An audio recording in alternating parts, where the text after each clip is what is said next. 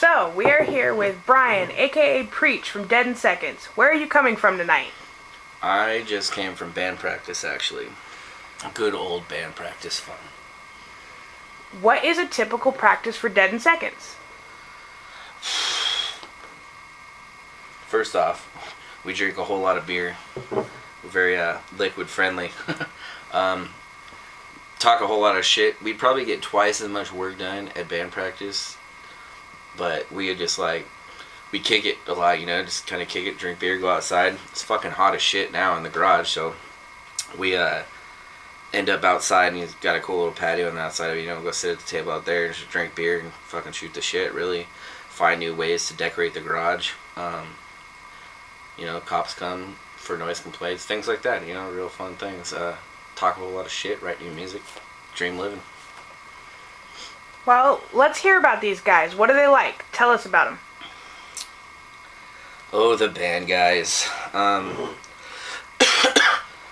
it started off, I was looking for a metal band, I really like to sing, like to be the front man, so I really want to join a metal band, like something that was maybe had a different sound going, or we could experiment with different sounds. And what happened was I went online and looked and saw Donnie's post. Donnie is the drummer, and hit him up, went and kicked it with him and Eric. I had a couple of practiced on some shitty equipment. I don't even think you could hear me singing at first.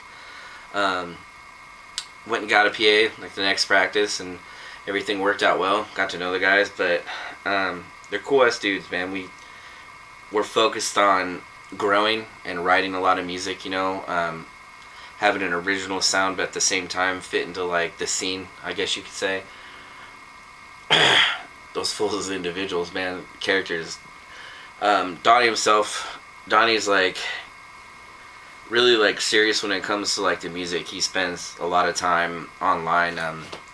He does things that I never really thought about doing as far as like music's concerned. Like right now he's got us on this kick for getting endorsements. He's endorsed by a stick company, so he's got his own signature sticks now, which is really cool. He's fucking signed his name on it. It's got the Dead in Seconds logo on it.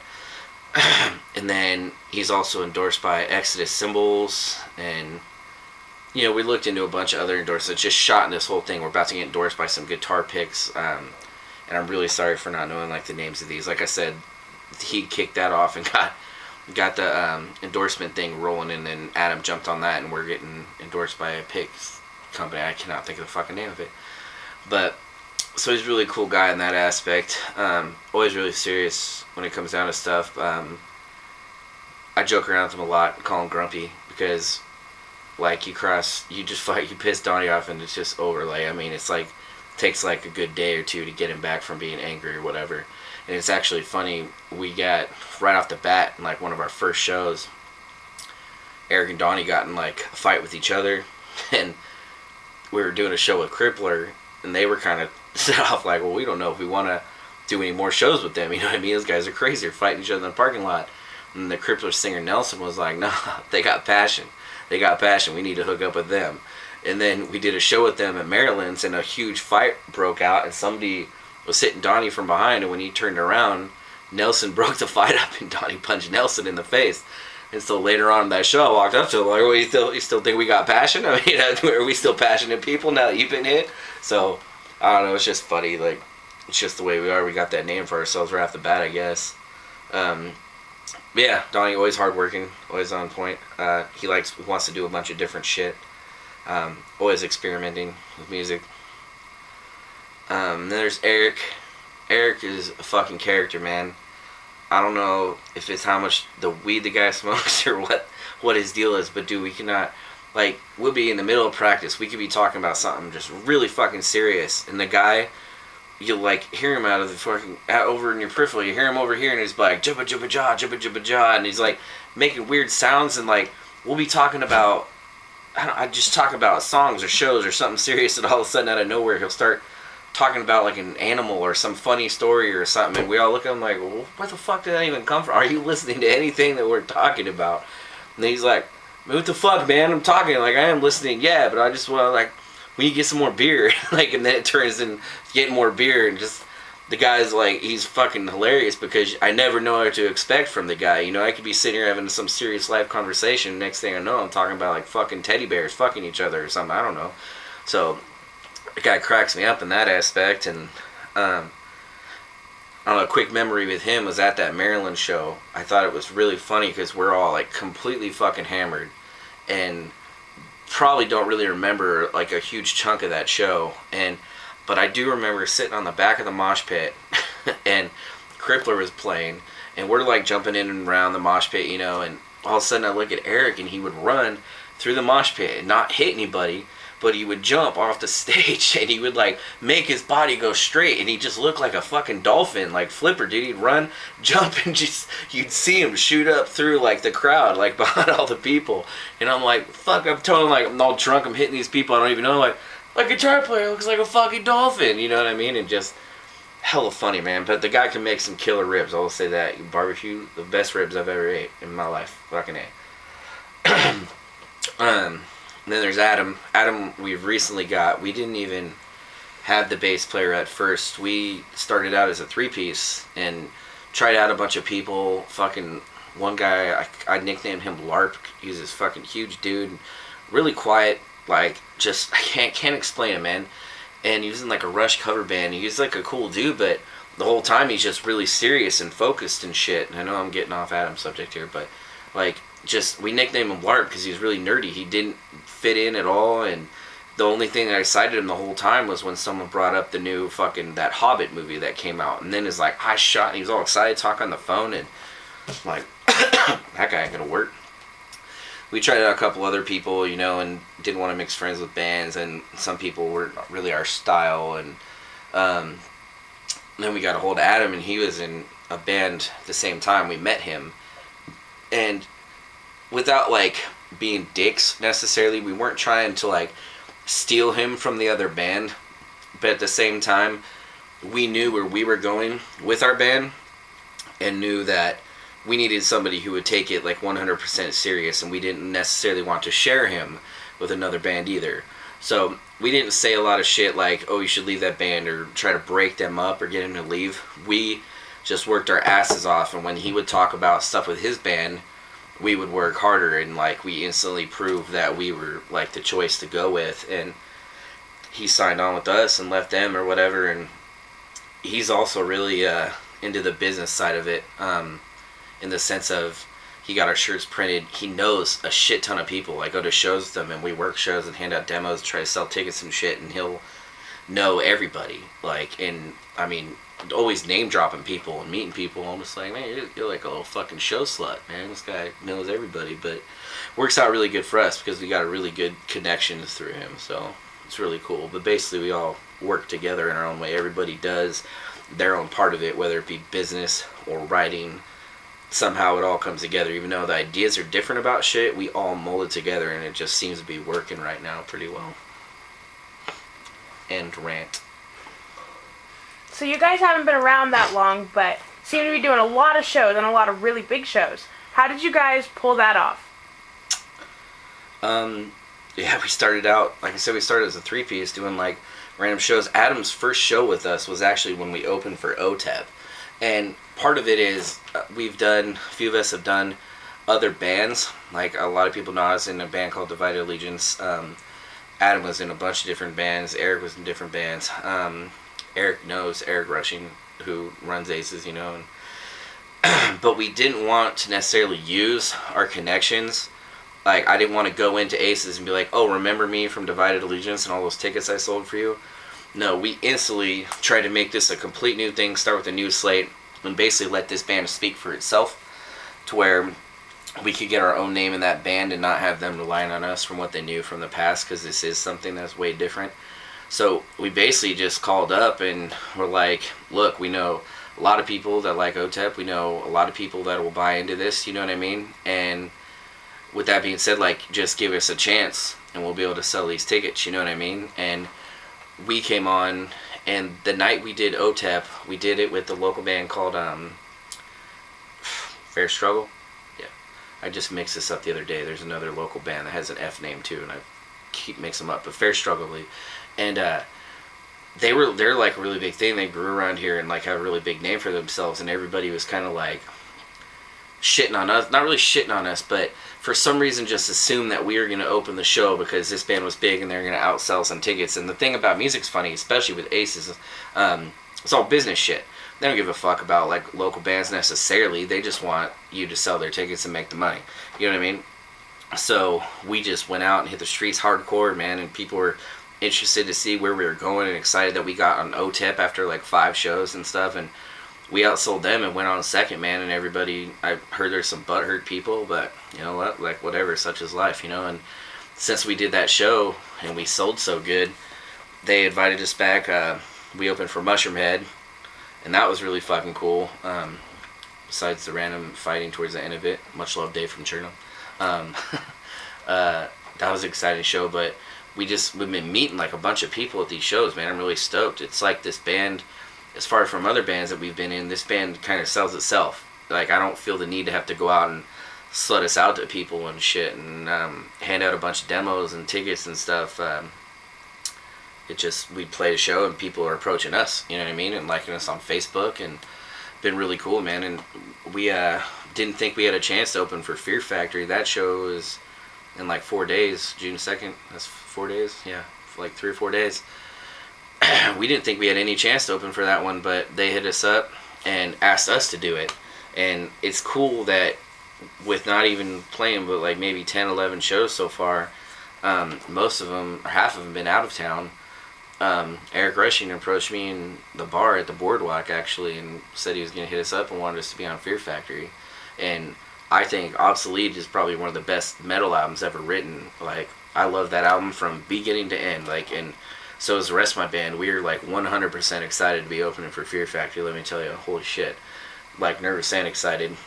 We're even more excited that we posted, we have an Instagram, and we hit up like Dino and the Fear Factory on Instagram, and Dino hit us back. And so we're like, oh cool, dude, we're all talking to Dino about the show. Like, how fucking cool is that? So, I don't know, it's hard work, and I guess like they believed our word. They took our word that we could promote and sell these tickets, and I guess that's how we got on the shows. I guess, I don't know, nothing really more clever to it than that. We hired some people to be under desk employees, you know. There's a lot of blowjobs going around getting us where we need to be, but I'm not the one with scraped knees, so what do I care, right? Well, everyone seems to love the demos you guys are handing out for free at your shows, but when can we expect a printed full-length album? Yeah, let's see, we recorded the demo back in like November-ish, maybe early December, and you know, we like the way it turned out. We're looking for someone now with a little bit more experience in like recording metal music, I guess you could say. We're set to go back in the studio on June 15th, and we're going to record with Hazmat. So that'll be really cool when we're going to start. Originally, what was going to be an EP, we titled it Dead Life. Volume. It was going to be the EP Dead Life. We were going to do like 6 tracks and basically just get something out like really quick that we could hand out to people, you know, and get our names out there even faster having the EP. But we decided, like, well, we didn't jump right into recording it, and we pushed back and brought back some of the songs we originally recorded for it. So we decided we're going to add like 2 or 3 more songs and just make it an actual album. So the Dead Life, it'll be a Dead Life album. And pretty stoked about that because it's like a lot of us just meeting each other. Like, Donnie and Eric had written like 4 or 5 tracks for the Dead Life album, just the music.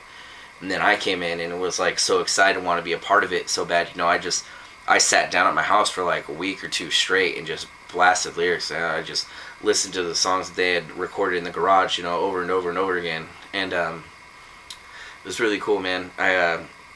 We ended up with like 4 or 5 tracks like right off the bat, and then the rest of the songs after that were kind of like, I don't want to say that you can notice the difference in the sound, but it's cool to hear the way that 2 people wrote music, and then when I came in, you know what I mean? And we were just talking about it tonight, the song 13 Knots.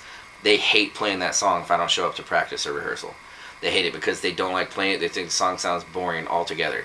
And they didn't actually start liking it more until my lyrics like came into it, and we added like the backup vocals, and it's cool to see the difference in transitioning of the songs or whatever. So I'm excited for the Dead Life to be an album, because it's like prior to me and Adam partly, but then us at the same time, and you hear it grow. Like if we were to put the album in the order we wrote the songs, you could like hear how we grew as a band like right off the bat, and how it just clicked together so well. But then I'm also excited for the Dead Life album, because I have like this really hardcore thing with opposites. I love like the whole black and white, especially people who knew me from like DA or whatever, like the black and white, the coloring, like how I got the love and the hate tattooed on my arm. Just I dig the whole spiel of opposites and bringing them together and stuff. And that's why on our banner we have that cross of Lorraine or whatever, which is basically the coming together of like good and evil and stuff. And symbol's been around for years and shit, and just I love it. I dig. That's basically what that whole album is about, is like living and dying. Like you're living the dead life, you know what I mean? Like no matter how much you drink, no matter how much you work out, I can be a rock star, I could die in a car crash tomorrow. You know, you never know when or how you're gonna go. So you're basically like not living to die, but the outcome in the end is all the same or whatever, you know. And things in the middle, like experiences and relationships and stuff, like die off, and stuff you plan on doing or school or anything, just it comes to an end, you know. And it's just, that's the way life is. So I really dig the whole dead life scenario, I guess. Well, so buy the album. It sounds like you guys have been really busy at shows and doing recording and everything. How does this affect your personal life? My personal life. I would say it's hard to be gorgeous. I would say it affects my personal life in the sense of people don't realize the average person, when they listen to music, you listen to music because it's fun. It's a good thing. It doesn't matter if you're driving, you're in the shower singing, you're at home cleaning. It doesn't matter. You go to concerts. Like music to the average person is just like a cool hobby. You know what I mean? So it's weird that people in my personal life, they're like, oh, you're in a band, like we like your band, but they look at it like I live like this super cool, like you just have fun all the time, you know, like you go to practices. Like, yes, practices are fun. I don't want to say that we don't have fun at band practices or doing shows, but it's so much hard work and time. Like I take so much away from like my family and friends, like going to practice all the time. There's good friends of mine that I hardly ever see these days. We practice like Wednesday, Thursday, Saturday, you know, and that's after our work, you know, because we're not hella big or anything yet, or so we all got that full-time job thing going for us, you know what I mean? So I work all day, and then I come home for about an hour, I get ready, and then I go to band practice, and I don't come home till late at night, you know what I mean? And then when I come home at night, I'm up all night trying to figure out ways to promote music, or I'm writing lyrics, or thinking of new things, overthinking things to death on how to make the band work or what to make it better, you know what I mean? And we're emailing endorsement people, and we're going to shows. Like I go to shows all the time. Me and Adam have been going to shows a lot lately, actually, just to burn demos and hand out demos. So I mean, in that sense, even when I'm not doing anything with my band, I'm still going, and we're trying to hand out CDs, and we're trying to hand out sell tickets to our upcoming shows and meet new people and put in FaceTime, you know. So even then I'm not at home hanging out with my family, or I'm not, when my friends are like, dude, come over and kick it, you know what I mean? I'm like, oh, fucking busy, I gotta do it, you know, because you gotta work harder than the other 5,000 people in your area, and then the other 500,000 people around the states around you, and this is the West Coast, and then the other million, you know what I mean? So what can you do, and how much harder can you work to stand out? So I guess the biggest thing affecting personal life would be time. There's not enough time in the day. Like if I didn't have to sleep, and I try really hard, I sleep like maybe 4 hours a day, but I guess that would be the biggest thing is, you know, I feel like sometimes people get insulted by it, you know what I mean, not coming around as much. And you know, to grow as a band, you, like, a lot of your family and friends buy your tickets, you know what I mean? So I try not to come off like the only time I hit people up is to buy tickets from us. That is my biggest thing, because I don't want people to feel used or insulted. But I think regardless in that situation, that's the way it's going to be. If I'm too busy to hang out here with my pregnant girlfriend and kids, you know what I mean? Like, I'm not going to be able to go to a bar, blow a bunch of money. I don't have a bunch of money anyway, because when we do get extra money, we're buying new equipment, or buying our t-shirts to sell, or paying for studio time. We're about to book 18 to 20 hours to do 2 songs, and it's like $40 an hour. You know what I mean? So, I mean, it's crazy how much time goes into the band, I guess. So I guess that would be the biggest thing on my personal life, is trying to make both things important. Put work to this, put work to this. Not make this upset, not make this upset. Don't take away from this, don't take away from that. I probably could have said that right in the beginning, and it would have summed up everything else I just said, but, you know, I wanted to rant for a little bit, so fuck off. So we noticed that you guys close a lot of your sets with the track titled 9.9. Is there a story behind this song? Yeah. Our favorite beer company, which we are working very hard towards getting endorsed by. I mean, we're certain endorsed. We got a bunch of our music endorsements set aside. I want to get endorsed by weird shit like KY Jelly, not blow up doll companies. Not for any reason in particular. I just think it would be really funny to read that somewhere. But we want to get endorsed by Lagunitas Brewing Company, Petaluma, because we love their beer to probably a sick degree. We just want to get a hookup. We want to like promote their shit, and we promote it anyway. We have turned so many people onto this beer. We make them thousands of dollars, I think. Like, it's ridiculous. We tell a story every time on stage. 9.9, which weirdly enough, I kept a bottle of this as a decoration. That's how much I like this beer. Brown sugar. The alcohol percentage in these is 9.9%. A 6-pack of that will have you feeling pretty good about yourself and about your life, no matter what you're going through. But when I first started coming around this band, I drank a lot of like Coors Light and stuff. I played like a lot of beer pong, so we drank a lot of lighter beers and stuff, you know, slamming beers, playing beer pong. And they would always give me shit about it, and then they started me drinking on these like Lagunitas beers or whatever. And the brown sugar beer is just our fucking band beer, man. I love that shit. Like, Donnie loves that shit. Eric does. The only problem is it's seasonal. So we're like counting down the days waiting for this damn brown sugar to get put out again. And Adam hasn't even tried it yet, I don't believe. He likes all the other ones. We got him drinking all this shit all the time now, but he hasn't even had the brown sugar. But 9.9 was, you know, I wrote a track. We had this really just like heavy fucking song. It goes, man. It like drives, dude, just goes. And I love the fucking song, but I wasn't exactly sure what I wanted to do the song about. So originally I started writing this song about, basically, when people drink, they do drugs or whatever, you feel a certain way. Like, you feel like you don't give a shit. You know what I mean? It doesn't matter what other people think. Like, fuck other people. Like, your situation with whoever the situation has to do with is your business. Fuck everybody else.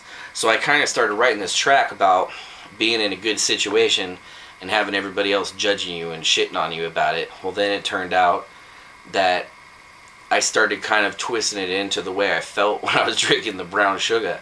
You know what I mean? And how at band practice we're drinking all these brown sugar beers and we're just getting fucking faded. We're having hella fun. We're laughing. We're writing all these new songs, a bunch of shit that didn't even make any sense sometimes. And then the lyrics took that original idea, I'm not giving a shit, and doing your own thing. And then it twisted into like drinking the 9.9 beers and having that like feed the feeling, I guess, and just living life like drinking them. So with that being said, I didn't really know what to title it, and so I just titled it 9.9.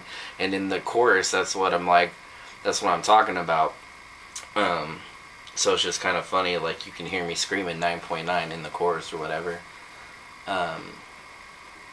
For whatever reason right now I'm drawing a blank and can't think of how the chorus goes.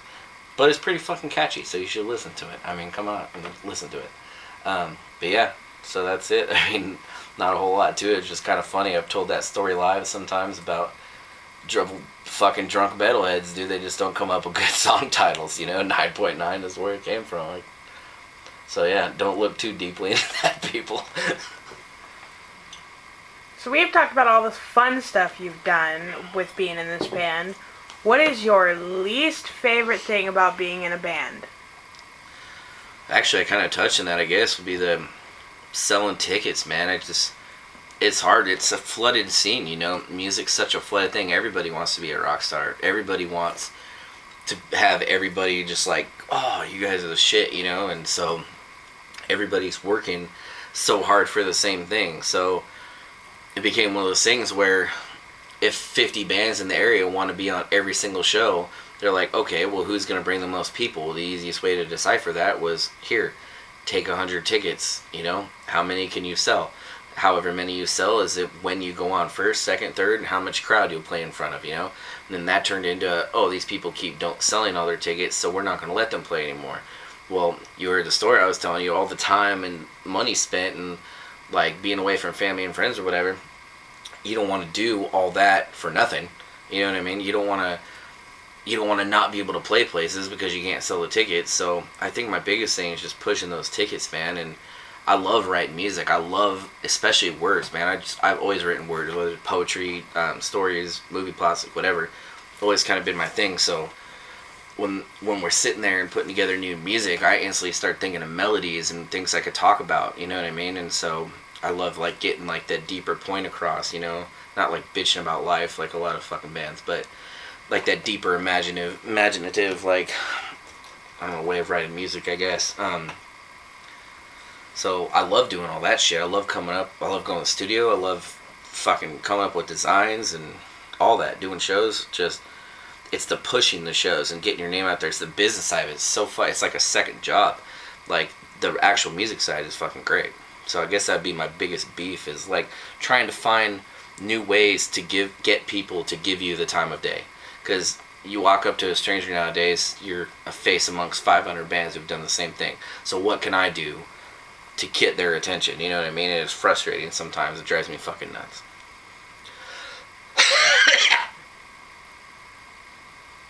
On the flip side of it, what is your absolute favorite thing about being in a band?